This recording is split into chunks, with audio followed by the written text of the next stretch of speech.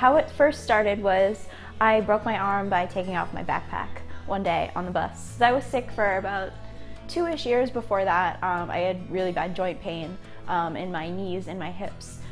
So I had a hard time with that. Going to school and walking some days was a challenge. I went to Children's. They did x-rays, MRIs, CAT scans, PET scans, all that fun stuff. We did a neobiopsy and an open biopsy, and still they didn't know what was wrong. And then 2 doctors from Dana-Farber came in the day of my open biopsy, and they said that while I was out, because I was under general anesthesia, they were going to do a bone marrow biopsy. When we were first told that she had cancer, it was like I couldn't feel my feet. It was devastating. I was 16, I was a junior in high school, and I was diagnosed with advanced stage non-Hodgkin lymphoma, which is basically in your bone marrow. It's one of the best types to get.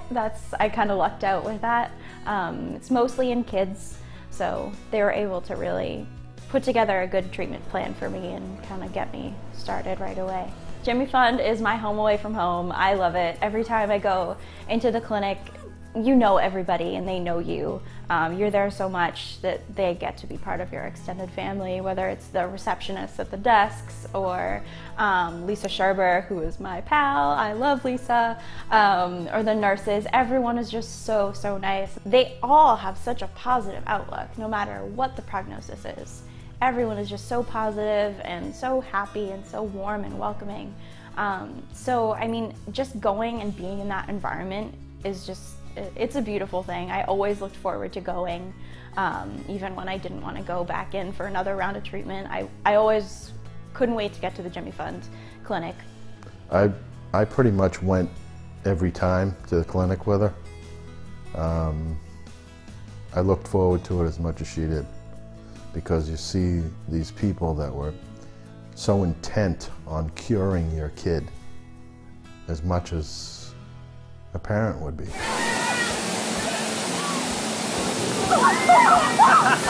They just do so many fun things for us. They do a lot of trips. I went to spring training when I was 17. Yes, I had just finished treatment and they let me go to spring training, which was fabulous. I had so much fun, and it's nice to finally just not be around machines, not be around hospitals, and even your parents. It gives you a little break away from them, and they're not hovering over you. You're just relaxing with your nurses and with people that are going through the same thing, other kids your age. What's up?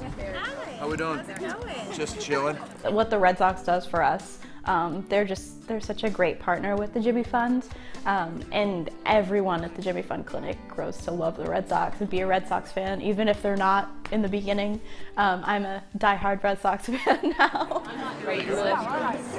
Having had my experience in interacting with the nurses and the oncologists the way I have, I want to make the same difference in people's lives that they've made for me. I still talk to a lot of my nurses. I'm in contact with one of my oncologists still today, and they always just want to be updated on what I'm doing. They're part of my family, so I want to do that for other families. I want to be part of other people's families and help them through treatment and on to life after cancer, because I'm a success story, and I want to show them that that's possible, because sometimes it doesn't seem possible, and I want to give them some hope. I'm very proud of her. She's accomplished a lot. Oh.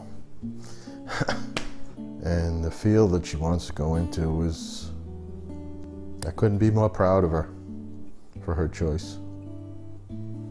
Excellent. Thank you. Wow.